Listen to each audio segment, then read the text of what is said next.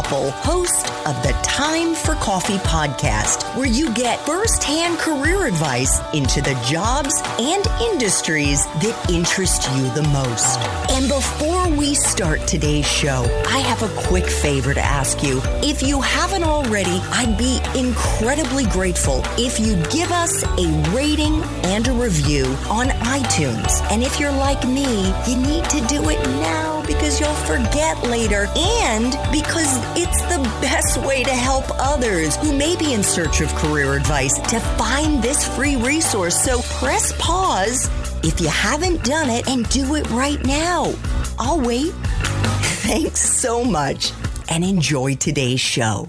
Hey there, Java Junkies. Welcome to another K-Cup mini episode of Time for Coffee. By the way, K-Cups come in 3 sizes, single, double, and triple shots, or roughly 1 minute, 5 minutes, or 10 minutes in length. So if you don't have time to throw back an entire caffeinated career conversation, these K-Cup mini episodes of T4C can give you a quick caffeinated fix, whether you're on the go or you only have a few minutes to binge. So grab your mug and take a chug, because it's time for a caffeinated career double shot K-Cup with my guest, Rose Catherine Pinkney.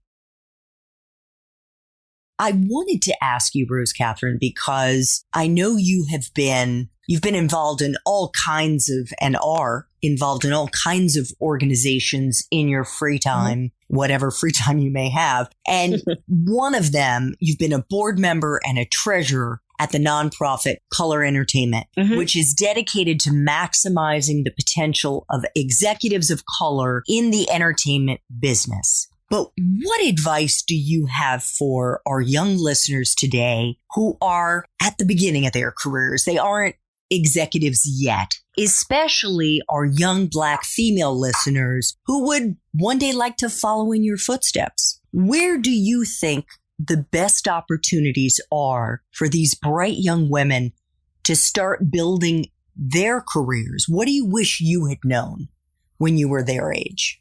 Well, I would say that networking is the most important thing anyone can do in this business. So you want to believe that you have some God-given creative talent, whether you're a writer, director, or an executive. You need to start out believing that, or else you should just run away. But beyond that, the things that you can do for yourself are networking. And that is meeting everybody you can along the way who you will probably run into them later because that's how this business works. Somebody that you gave a job this week may be the person that gives you a job a year later. I've had that happen to me plenty of times. But it's networking. It's networking for information. It's networking so you have role models. It is reading and following the careers of the people that you are interested in. Even if you can't talk to them, you can find so much information online. You can go to company websites and read about people so you can see what their journey was to get where they are. But it really is just making sure you learn as much as you can about the business. And again, with the books that are out there, with the information online, with TV shows, with even watching Entertainment Tonight and hearing different things will give you information about this career that you want to have. And I think given the George Floyd situation, America has paid a lot more attention to some of the things that happen in the Black culture. And we are often told you've got to work twice as hard and be twice as good to get half as far.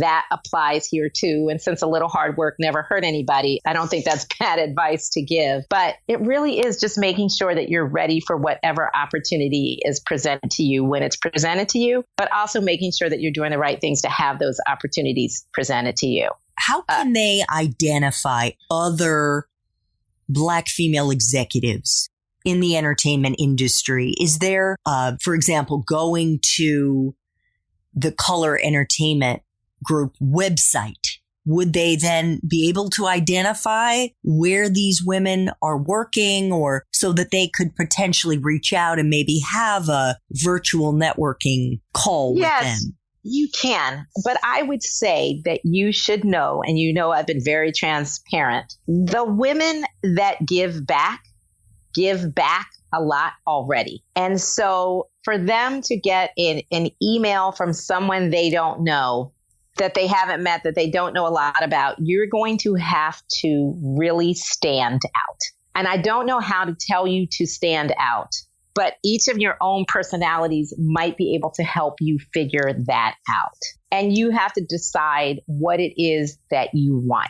You might say, I have one question. Do you have 5 minutes for me to ask this one question? And maybe that person can give you 5 minutes. Generally, the kind of people that give back like that are already giving back. Like they've already got mentors. There's so many organizations, though, in all over. There's Women in Film, I think, in a bunch of cities. There's a lot of entertainment organizations just around the country that you should associate yourself with, because that's when you'll first start the networking. Whether you're studying entertainment in some form in college or not, if you're not, then still associate yourself with the people that are. Because your networking isn't always up high and higher than you. And sometimes it's right around you, because those are the people that are going to grow up with you and make a way for themselves and a place for themselves in the business at the same time you are. Oh, I know what else, if you can afford it. And by the way, half of it is free. Read the trades every day. Read what's happening on Deadline. Read what's happening on The Hollywood Reporter or The Daily Variety. You'll see people there. You'll see what people are doing. You'll see trends. You'll see pictures of people. So you'll get to see and know who's who that way. But I think a lot of this is very easy to research online. But also know that there are 1,000 other people at any moment trying to do the same thing you are.